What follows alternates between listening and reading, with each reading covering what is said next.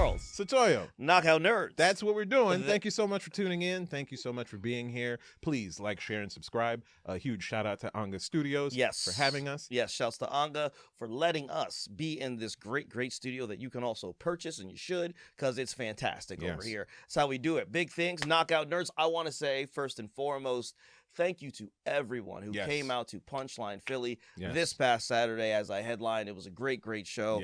Y'all came out. Y'all turned up. Showed up. Butts and seats. Had a good time. Had a real good time. A lot of lovely looking people. Yes. You too can be one of the lovely looking people by coming to a show. Yeah, there was a solid amount of fine shit in the in the varied audience. in age and all of the demographics. Yeah. I do believe that there was a elderly black couple who particularly did not enjoy some of my musings. They did not. They were Nigerian, I could tell. They were not. Some of the things I said, they were like, no thanks. However, they stuck through. And when I got to other stuff at the end, they laughed. And that's all I can ask. Hey, you know, we love that. So that was a great time.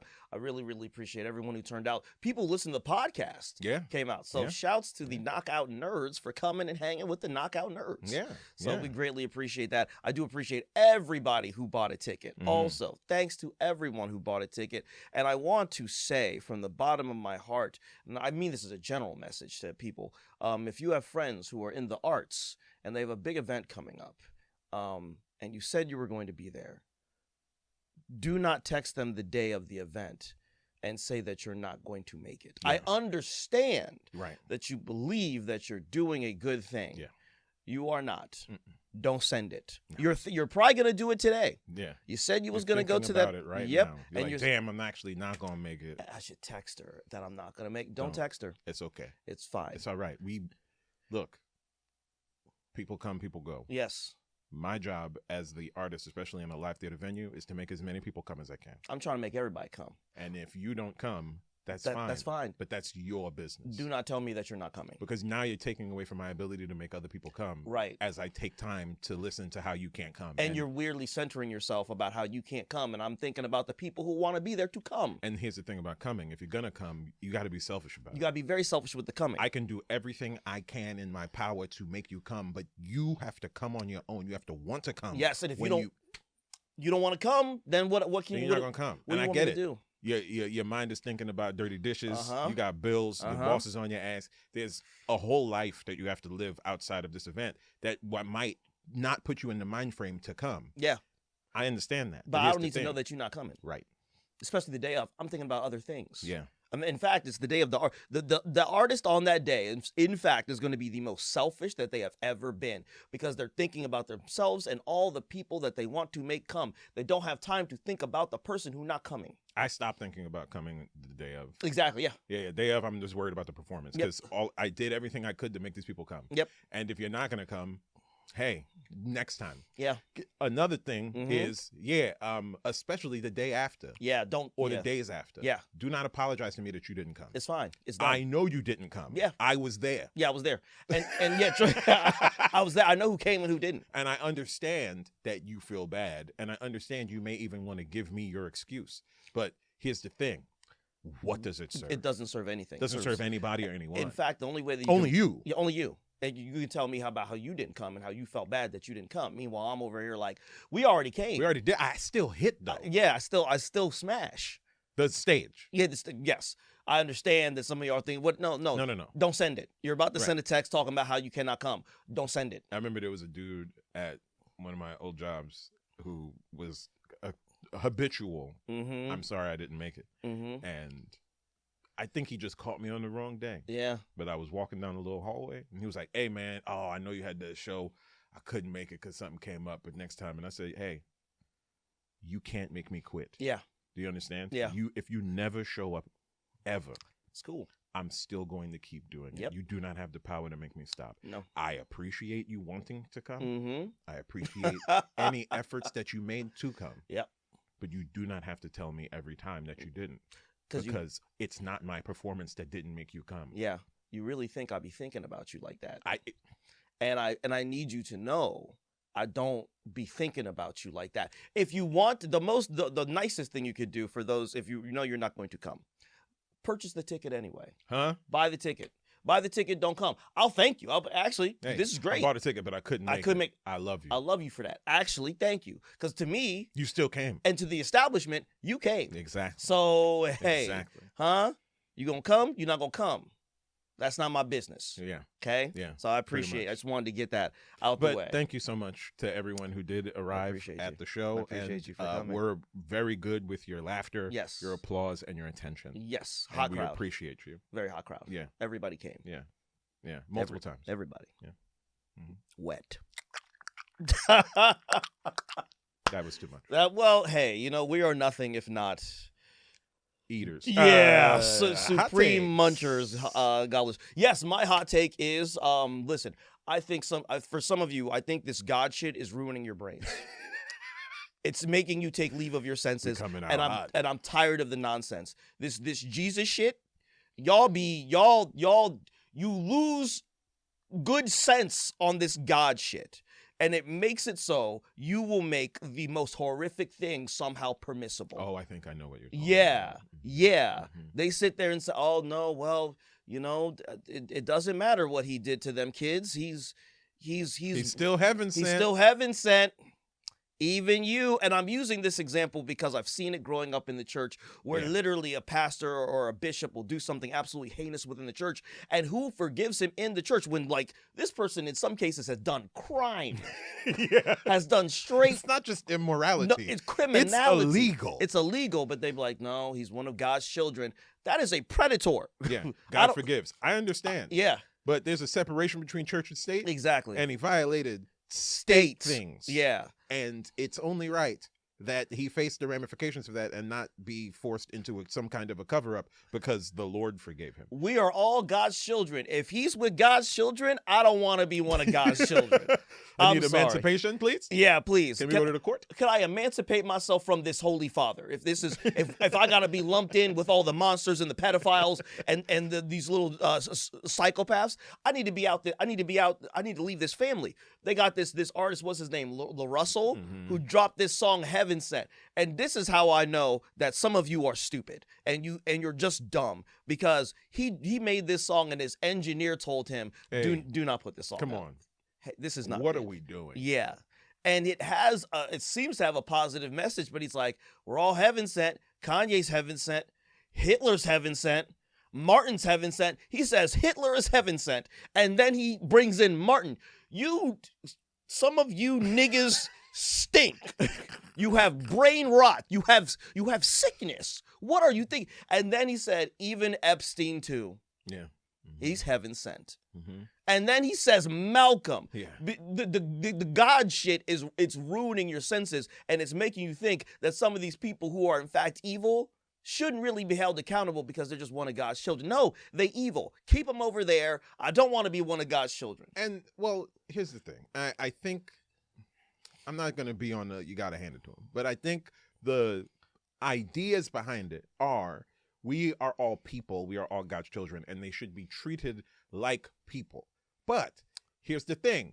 While they are, in fact, human beings, unless, they are, demons in the flesh or whatever, all human beings are capable of great evil. You still treat them like they're evil. Yes. You still do that. And not for nothing, it's like, well, we got to treat them as people. Were they treating their victims like people? The fuck? And also, like, have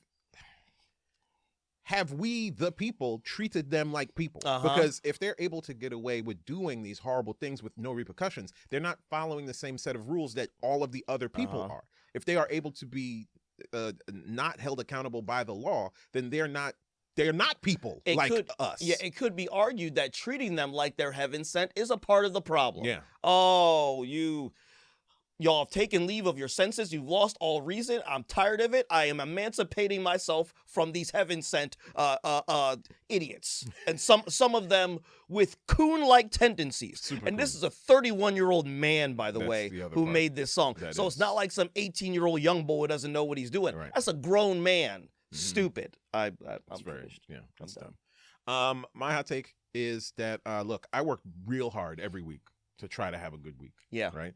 And this week I worked so hard to make sure that Afroman wasn't the best part of my week, and I failed. Yeah. I failed wholeheartedly. Yeah. Wholeheartedly. Yeah. Without a doubt. Yep. By every qualification standard and metric. Mm-hmm. Afroman whooping the dog shit out of whatever sheriff's department was joyous to behold. Had that white woman crying. No, he did not have that white woman. Well, that crying. white woman was crying. That white woman decided to cry. Yes, she did. That's on the stand. Those are her tears. Yeah, those are her tears. That has nothing to do with Afroman because, as he said, she wasn't crying when she had an AR-15 with her hand on the trigger around his children. Fuck every single one of them people. Yep. I hope nothing but bad happens to you in your life. Yep. I hope that crimes are committed against you. I'm not condoning them, but I'm just hoping. But if it happens, you can't act like you didn't deserve it. True. Can't act like you didn't have that one coming. That man was dressed up in the red, white, and blue, pulled looking up. like a goddamn clown. He looks on purpose because these people sued him for a clown show. And if nobody knows what happened, the police said that they had a tip that he was running some kind of like sexual exploitation ring or human trafficking or drugs or something, and they kicked down his door and terrorized his family,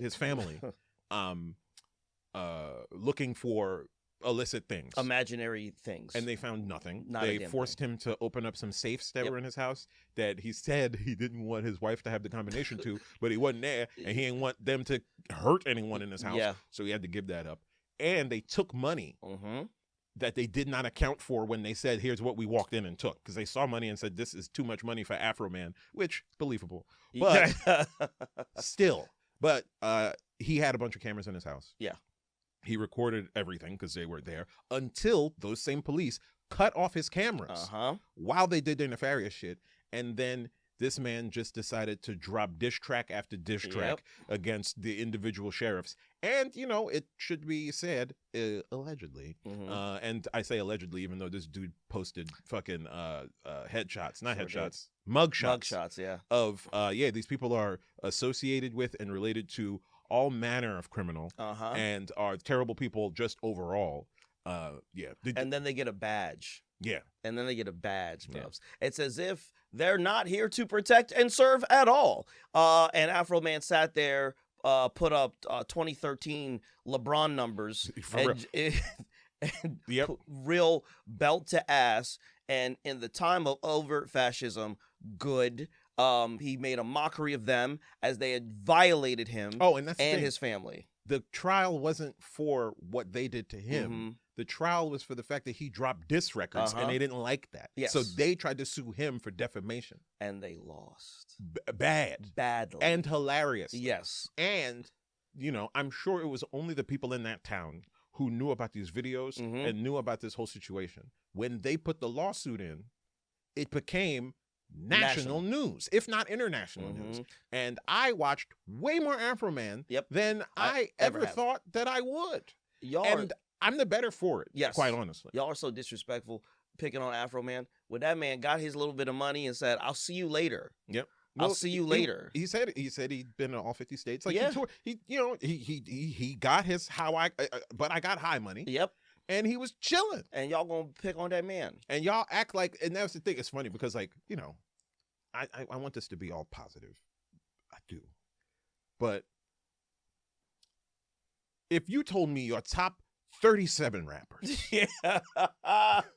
Yeah, brother.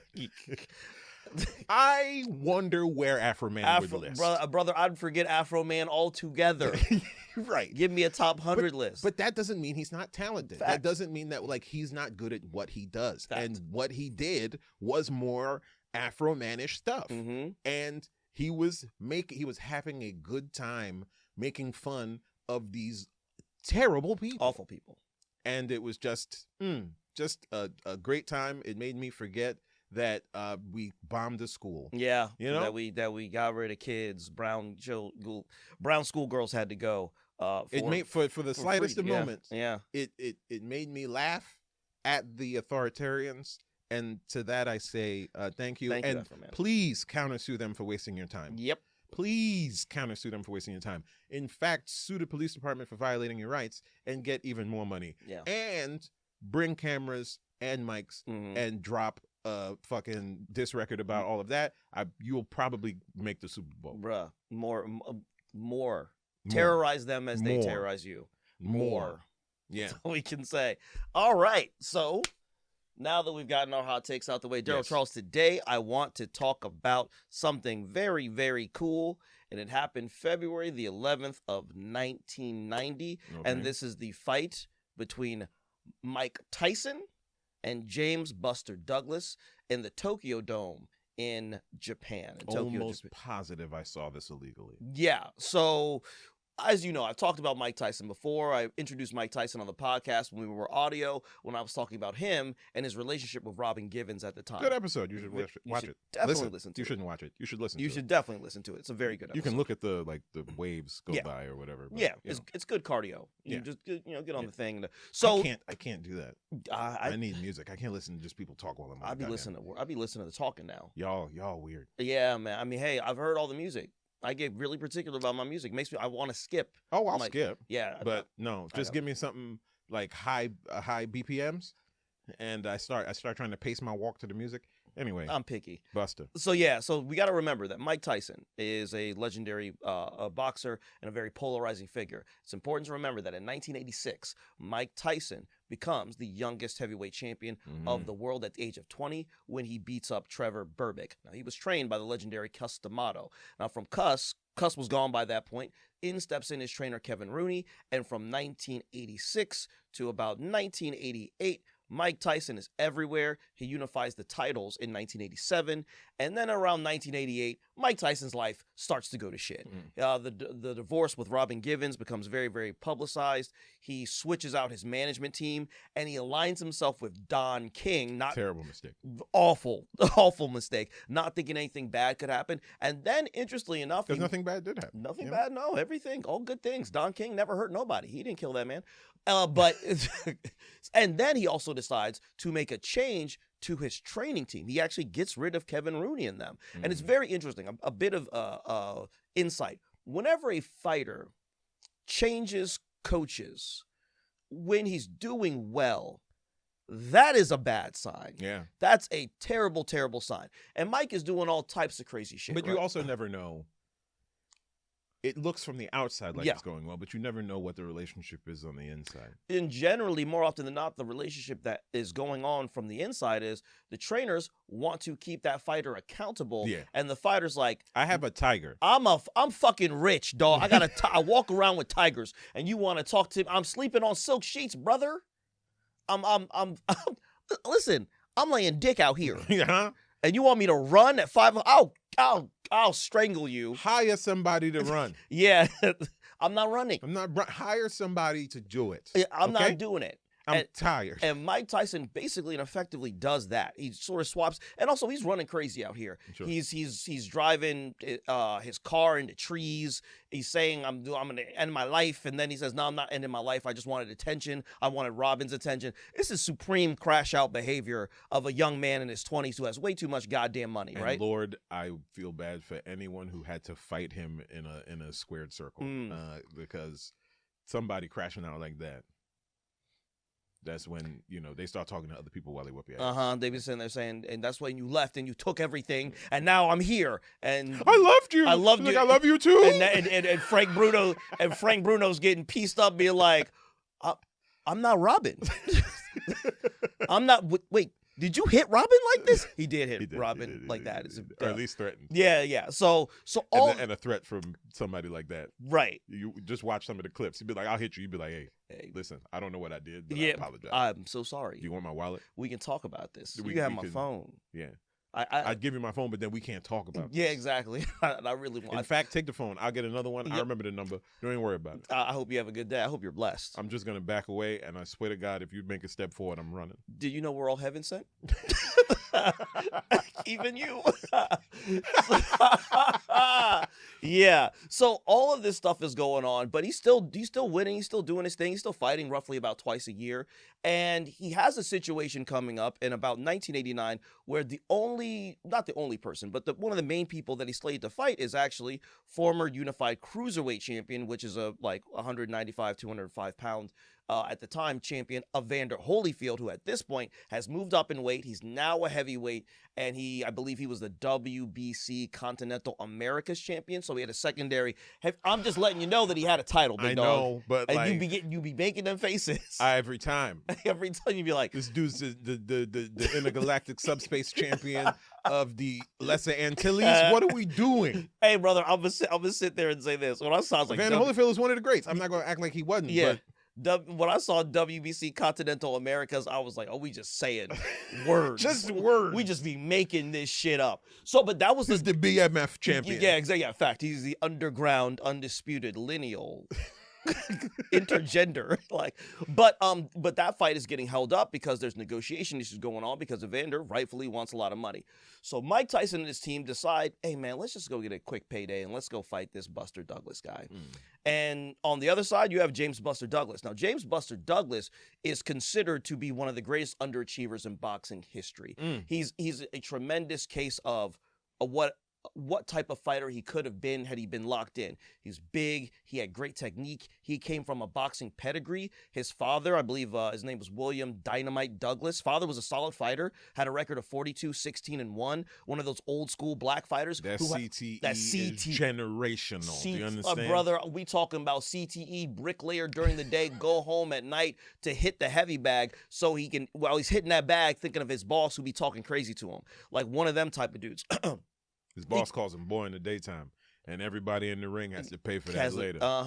And he actually, interestingly enough, his dad kind of fought in a way that was kind of similar to Mike Tyson because he wasn't the biggest guy. So Buster starts boxing at 10, and he's, his dad kind of raises him very, very hard. On the flip side of that, he got a really sweet mama named Lula Pearl, right? And Buster's that sounds like a sweet lady who makes beautiful biscuits. Sweet black lady. They all from Columbus, Ohio, right? Yeah. So Lula Pearl, sweetheart. So Buster's a sweetheart like his mama, whereas his daddy that's a hard man. Hard living. So as a result of that, as Buster turns pro, there are questions about his heart. There are questions about whether or not he really wants to take this fighting thing seriously because he's so talented, but he just underachieves. And he actually had a fight for a world title prior to fighting Mike Tyson. He was fighting Tony Tucker for the IBF title, and he was winning the fight.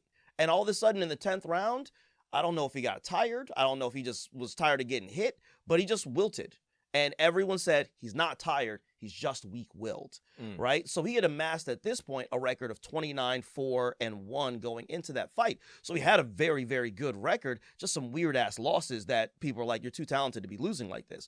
Mike's like, that stinks. It does. Because, we fighting. Yeah, we fight. That man hit me too. That man, he's trying to knock me out. And he's done it before. Yeah. He actually trains to do it. He be knocking people out. You shouldn't be losing nobody like that. Well, then tie his hands up then. Right. What are we doing? Yeah. What you're too skilled for this. Let's fight now. Yeah, fight. Yeah, I'll show you how skilled I am. You and me, now. Yep. That's what happened to fucking, what's his name, Mo Green or whatever? Yes. Yep. Yeah. What you... No, Mo Green is a dude from The Godfather. Yeah, the Mo guy that Tyson swole his eye up in the street? Yeah, I know who you're talking about. Yeah, I can't remember his name offhand. Yeah. But yeah, he wanted to come. That's see what happens when you talk too much shit. Yeah, you're wilding out. Too skilled to lose. So this is the thing that was so crazy about this fight, because we have to remember with Mike Tyson was, if you look at a lot of his earlier fights, brother, 1 round. 2 round. Yeah. He's decimating guys. Oh, it's awful to watch. You can question the skill level of those guys. It don't matter. He did what he was supposed to do. They're not skillful. That's why they didn't last more than a round. You know what I'm saying? Even the skillful ones. Yeah, even the skillful ones. They wilted under You ever see Mike Tyson? It's like them young videos where they show him training, and he jumps and turns around 180. And then he does it again. Yep. Frightening. It's terrifying. That's the only way to describe it. It's frightening that somebody would move that quickly. Yeah, utterly terrifying. Crazy head movement, incredible athleticism, freakishly fast, right? So everybody's kind of... And strong. And you could tell how strong he was by just the fury of the hit. Yes, it looked like a movie. It looked like the Rocky films. Yeah, well, it looked like Jean-Claude Van Damme losing before he wins at the end of Bloodsport. Yes, literally. So everybody's like, and they, Buster starts training for this fight pretty hard. He's taking it very, very seriously as we're leading into the fight. Brother, everybody's scared. His mama, Lula Pearl, and her friends were talking. And they hit him with the I had a dream. Hey, yeah, they were. Before you go out there, I just want you to know I had a dream. Lula and all of her friends were so scared that sweet boy, Buster Douglas, was going to get hurt. Lula goes up to her son and be like, are you sure? You want to fight this man? And Buster looks at her, is like, yeah, I'm gonna whoop him. It's over. I'm gonna run the fairway. And for whatever reason, however he said that, Lula goes back to all her little friends and she says, "Oh, it's fine. Buster gonna whoop him. Buster's gonna whoop him." Mamas. And mamas. You know what I mean? You moms are the best. Damn it! I almost started crying. Yep, That's you moms beautiful. are the best. No, I believe in myself. My baby believes in himself. Yep, and so I'm gonna believe in my baby. That's it. Don't talk to me about nothing else. No, my baby got it. Oh God, that shit has fueled me. Oh my God, to great. My mother's belief. Oh, I'll do it all. So everything's going as planned. He's training. He's working hard. Mike Tyson has gotten rid of his camp, as I already said. He's brought in new trainers, Aaron Snowell, and Aaron can't get this man to cooperate. Mike is sort of just not. He's doing his own thing. And he's like, I don't really give a fuck about none of this shit. I'm partying. I'm going to Japan. I'm gonna fuck these girls. I'm gonna drink all night. I'm gonna do what I want to do. On the flip side, Buster Douglas. I gotta go to Japan. Yeah, we really gotta get there. We gotta get there. On the flip side, Buster Douglas working his ass off. 23 days before the fight, Buster Douglas's mom dies. So they're like, hey, they're like, you want to call the fight? And he was like, absolutely not. He's like, nah, she believed in me. She believed in me, so I'm gonna do it. Damn it. We go to Japan, brother. No one even wanted to cover this fight. The media and the press generally during fights, they go out 2 weeks. It's like a 2-week event. Yeah. They showed up midweek of the fight. Like, people literally did not want to go to cover this. They did a sports betting thing just as like a rib. They didn't even take it seriously. Buster Douglas was a 42-1 underdog. Before that, the biggest margin was Ali versus Liston the first time, when Ali was a 7 or 8-1 underdog. 42-1 underdog, bruh. These people did not believe that this man was going to do anything, to the point that the sports writers were like, I do not want to get on a plane for over 12 hours and go to Japan to see this man get killed. Watch this guy get killed in 45 seconds. People did not want to buy the fight because they've been like, I've seen Mike Tyson fights. Why am I going to spend $70 to see him knock someone out in a minute and a half? I remember people being pissed about how quick Mike Tyson fights were, who were illegally watching. Yes, it would ruin. I remember like seeing a Mike Tyson fight. I saw a grown man throw his pizza on the ground because the fight ended. This man, and he bought the fight. I was a child watching it. He bought the fight. So threw his pizza. You know how mad you got to be? Yeah. To throw pizza? Man, he was pissed. So all this had he bitten into the pizza already? I don't remember. I was a child. But I remember because, God damn it. Fuck this shit. And I didn't get it at the time, but now I get $80. Yeah, I'm mad. Yeah, I'm mad. I'm pissed. So literally in the lead up to this fight, Mike is not doing road work. Mike is fucking. And road work is waking up in the morning to run. And the reason the fighters do this is because you're in the ring for up to 36 minutes, dancing around, moving around, getting hit. You have to be in excellent cardiovascular conditioning. And for Mike Tyson's style of fighting, his cardio was incredibly important. It was essential. He did not want to do that. And actually got so bad that at one point in training camp, Mike Tyson is sparring. He gets knocked down in sparring. This has never happened. He looks at Aaron, and Aaron says, get up. Yeah. And like, what are you doing? And then looking at him like, it's your fault that I'm falling. Yeah, you're my coach. Yeah, you're my coach. Tell him to not hit me. And Aaron pulls Mike to the side and he says, with the way you're doing things and with the way you're living, I can tell you that in this game, you are conducting yourself in such a way that you're going to go in that ring and you're going to get your ass kicked. And Mike brushes him off entirely. Sure. So we go to this fight in the Tokyo Dome. Now, the interesting thing about Japanese sports fans is that Japanese crowds are very respectful. Yeah. As Aaron Snowell said, Mike Tyson's trainer, he said, in the Tokyo Dome, you could hear a rat piss on cotton. That's how quiet it is. And it makes it very, very interesting because the fight is so quiet, you can hear every punch. It's one of the more interesting fights to ever watch because you can hear everything. So we go into this fight. The fight is not even billed with Buster Douglas' name in it. The fight is billed as Tyson is back. And on the flyer, it's just all Mike Tyson. Ain't no who Buster who? Yikes. Buster who, brother? Mike Tyson gets six. That's so disrespectful. That is so disrespectful. Yeah. Brother, we're not even gonna put you Mike on. Tyson fighting? Who? Yeah, who? Hey, you coming? You coming or not? You know what? We'll leave you. You know what? Don't come. Don't come. No, I'm coming. I'm coming. No, don't come. No. You don't want to see come. Mike Tyson fight. You don't want to come. You don't want to come. So Mike You're Tyson. asking stupid questions. Right. You asking the wrong. It's Mike Tyson. Mike Tyson makes $6 million for this fight. Buster Douglas gets $1.3 million for this fight. Hey, I take it. I don't. Not if Mike Tyson has to hit me though.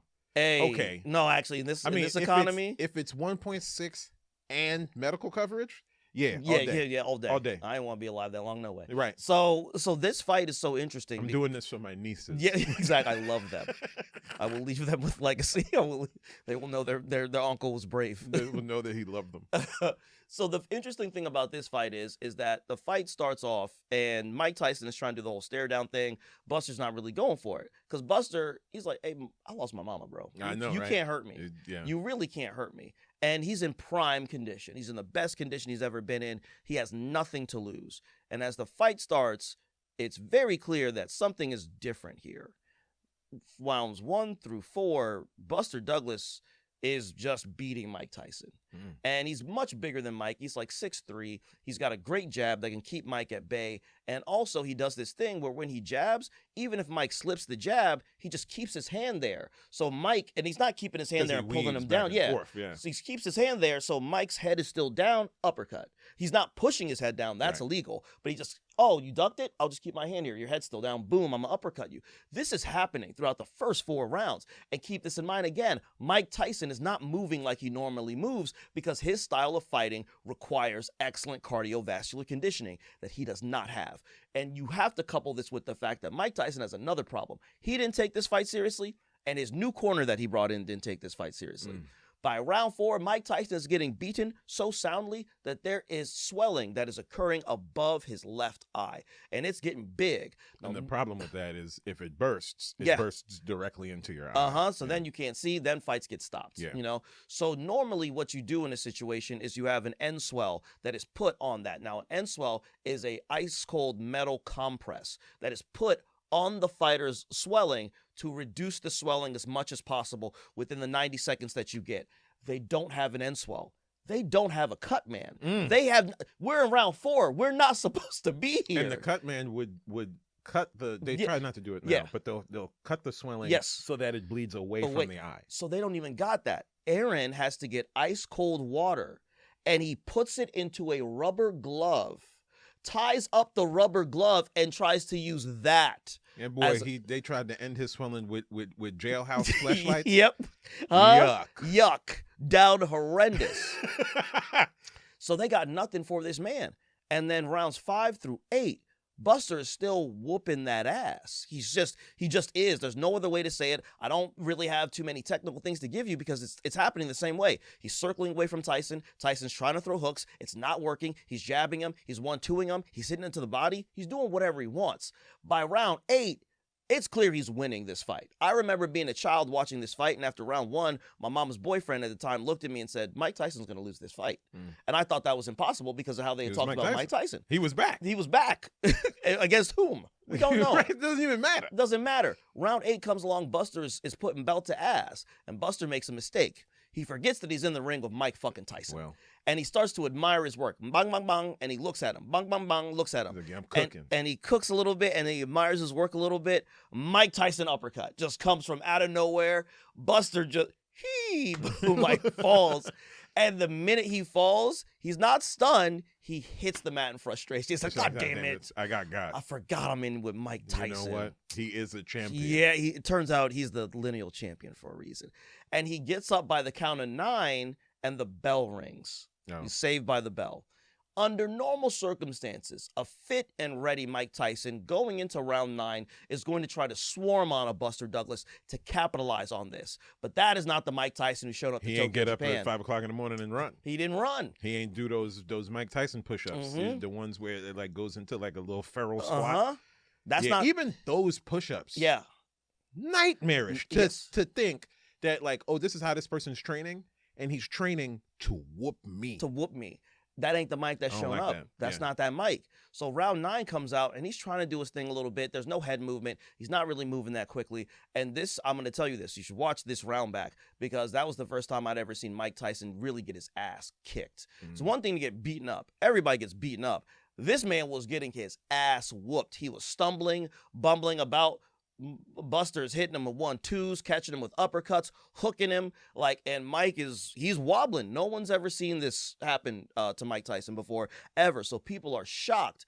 And the only thing that keeps Buster Douglas in check is the fact that he was knocked down the previous round, and Mike is still able to land some uppercuts. So Buster understands, okay, cool, but he's still putting belt to ass.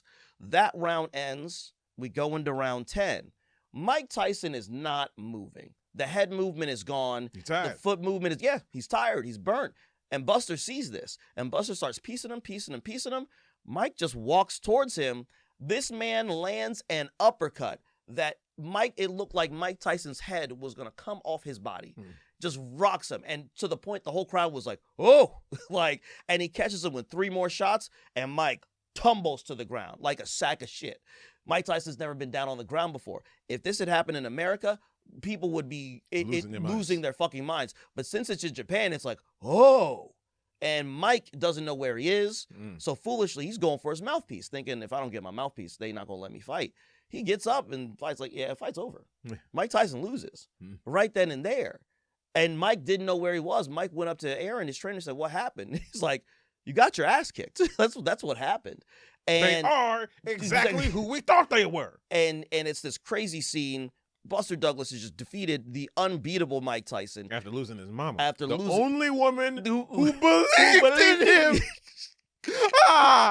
And Larry Merchant, after the fight, interviews him, and he says, how did this happen? He said, I wanted this. And Larry Merchant asked again, how'd this happen? He said, my mama. And then he just starts to cry. Yeah. In the ring, he just starts to cry. What the hell else you gonna do? Yeah, it's like all the emotion comes out. And then he's like, he thanks his father because his father's like, hey, I was here too, nigga. What the fuck? He had to. His dad laid the groundwork. I was awful to you, so you would be this vicious. I made you strong by refusing you love. I made you good. I made you good. So, and you think this is this crazy joyous moment that Buster Douglas has just conquered the unconquerable, and James Buster Douglas's trainer goes up to Don King and said, told you we were gonna whoop your boy. And Don King, smash your boy, smash him. Alhamdulillah. Exactly. I know you guys don't like this. Alhamdulillah. Don King, in typical Don King fashion, says, "Get away from me! I'm protesting." Don King says, absolutely not. The first knockdown totally obliterated the second knockdown because, in Don King's rationale, he says that ref was counting slow. Buster Douglas was down for 12, 13 seconds. Oh, wow. Shouldn't have been no 9th round. And Buster Douglas' trainer, noticing this, snatches all the titles. Because he's like, hey, we won that fight. Yeah. Possession 9/10 of the law. Yeah, pretty much. They get back to the dressing room. Buster's like, hey, you got the belt. Don't care about what they say. Let's go. Buster Douglas is the champion. Goddamn Don King starts holding press conferences in Japan, belligerent as fuck, bossing everyone around, saying this is unfair, all this other stuff. Brother, he was so convincing that the WBA and the WBC actually initially agreed with him. Wow. And did not immediately declare Buster Douglas the heavyweight champion of the world. Wow. Only the IBF was like, no, he won the fight. Get the fuck out of here. And the reason that this campaign of Don King's failed is that the people back in America were like, the fuck are you talking about? Fair is fair. He lost, and the public outcry was as such. Because keep in mind, Mike Tyson's not the most popular guy right now. Yeah. No, he's been running crazy, and Buster Douglas just lost his mama. He won this fight. His mama willed him to victory, and you're going to hold that against him. Public outcry was so harsh that Don King abandons the campaign. Buster Douglas is officially recognized as the heavyweight champion of the world, goes back to Columbus, Ohio, my city, and is lauded as a hero and all of this. And interestingly enough, that was the end of the aura of Mike Tyson, and that was the end of Buster Douglas being the fighter of his dreams. Neither man was ever the same again. In the next episode, I'll talk about the immediate aftermaths of what happened to Buster Douglas once he became heavyweight champion of the world. But that is the story of Tyson is back. And when he says immediately, he means in 2 weeks. Because you see the way the podcast works. You got you pick. I come up with my nerd nonsense, and then he does the knockout stuff. Yeah. Hence the title, Knockout Nerds. We understand. feel like we don't have to tell you, but just in case. Welcome if you didn't know. If you're a new viewer. But that's the story of Tyson v. Douglas. Nice. Yeah. That's cool. Yeah. Not that bad. All right. Yeah. Daryl Charles, where can the fine people find you? You can go to darylcomedy.com. That's where I would tell you to go because you'll find things. And I don't know exactly when this is going to come out. I do, but I don't care right now. And there will be things there until after I am in the ground. Yes. Which Setoiyo. Looking like it might be soon. No, guys, actually, I'm fucking healthy. I know that's not, but that despite my hardest intentions. That has nothing to do with what them people outside are planning. Oh, Now you guys can find me, of course, at Setoiyo1 on all the social media platforms. I post content, post shows, post opinions, Twitter, TikTok, Instagram, all the threads. I'm everywhere. So that's where you can catch me, and you can catch us on Gmail, on YouTube. We're on TikTok now, so follow us on TikTok, doing the talk of the tick. We are everywhere. Knockout Nerds. Our link tree is in places, Knockout Nerds. Knockout.